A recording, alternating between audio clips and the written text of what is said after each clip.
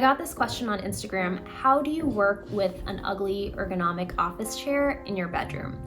And I have a lot of thoughts on home offices because it's actually one of the most common areas that people come to me for help with.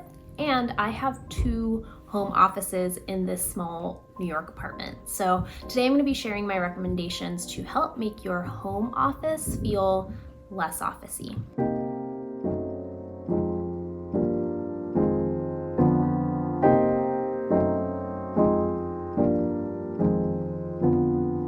Welcome back to Homeschool. If this is your first time on my channel, I'm Christina, I'm a designer, and I created a style quiz and this series, Homeschool, to help you develop your personal style at home. And to me, that does not mean recreating someone else's home tour or copying and pasting something that you saw on Instagram into your home. I really want to help give you the language and the tools to confidently make design decisions that help you express your personal style more cohesively in your home. If that sounds interesting to you, I hope you'll subscribe, and I really hope that you find this series useful.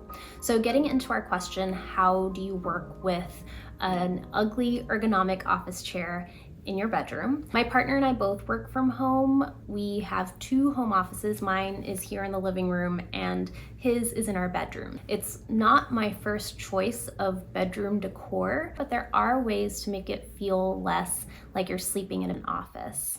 And my general approach to designing a desk area is to make it feel as well considered as the rest of the room. So that means, to me, treating it with the same care and intention that you would your living room. And you may not have as much choice when it comes to things like monitors and ergonomic pieces, but you can still surround those things with furniture and decor that do express your personal style. If you recently purchased what you describe as an ugly ergonomic office chair, or you have to keep something for the sake of your back or your posture, that's really important, but you can surround that chair with other items to make it feel like less of a focal point. So your desk, lighting, art, decor, you can choose those things that feel homey and intentionally not like office furniture. And then I would let that be the compass for guiding your design decisions. So let's start with the desk. When you're choosing a desk, I would try to avoid finishes and materials that say office. So to me, that means fake wood veneer, vinyl,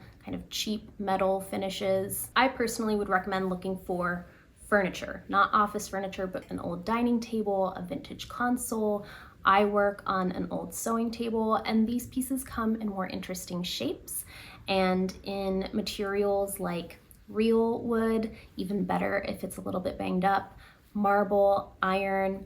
My sewing table desk is something that I found at an antique mall. You can find a lot of tables like that at antique malls. And I personally think it just has a lot more character and doesn't feel officey. Now, it's really important if you are buying a piece that was not meant to be a desk, and even if you are buying a desk, to pay attention to the dimensions. I recommend this for everything, but you should always look at the table height and the seat height of any chair that you're going to be using. The average desk chair's seat height is 16 to 21 inches high, and the average desk is 28 to 30 inches high. So you can Google all of these standards, but also just be warned that a lot of these standards were made with people who are 5'8" in mind. That's not me. I am short, and if you are too, then you're going to want to look for a table and chair combo that's going to be really comfortable for your body. So, things like being able to put both feet flat on the floor. Stuff like that is going to go a long way in your posture and your back health, in your comfort level. And that is most important. Just always, always, always, always pay attention to the dimensions, and that's how you can cut down on mistake purchases where you get something home and you sit in it and you feel like a 5-year-old because your table's up to here. It's also good to know your work style. If you are someone who loves to spread out, then maybe a dining table would be great for you because you can make all of the mess and think big and brainstorm. But if you're someone who works on a laptop and you really don't need much space, then you can go with a smaller working surface. So knowing yourself and your personality is what's going to make the difference between creating a desk area that really functions well for you or not. Next is lighting. I would just avoid anything that reminds me of like early 2000s fluorescent gray angular office lighting. Instead, I would much prefer to choose something vintage, something that has a really interesting shape. And I'm not against angular desk lamps. I think that in a lot of scenarios they look really great and modern, but if your goal for this space is to detract from the ergonomic office chair that you have, then something like an articulated desk lamp just isn't going to help your case. Once you have your foundation of your desk, your chair, your lighting, now you can think about accessories. And again, try to pick pieces that you could see layered into a living room and nothing that you would picture in a traditional office. So for example, something like a well-worn Persian rug, I would look for low pile rugs, nothing shaggy because you might be pulling your chair in and out in this area. Also art,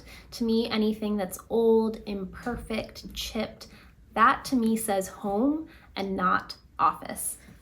This frame is a really good example. Something else that I think helps a space to look really lived in is to have depth and layers. So leaning a piece of art against the wall and then layering maybe another piece of art like a frame in front of it or a small canvas. You could do a family photo of your friends, your pet, your kids.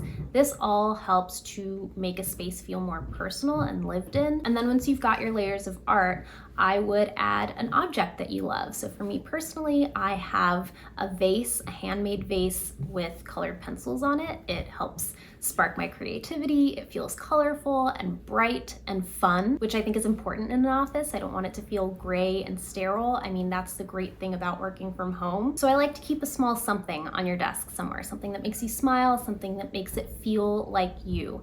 It can be a piece of art that a kid you love created. It could be a candle, a travel souvenir, a favorite book, a vase. I have this shell. Okay, I'll just show you things I have now. This incense holder, I put it on this fun little tray. My dead flower vase that I have here.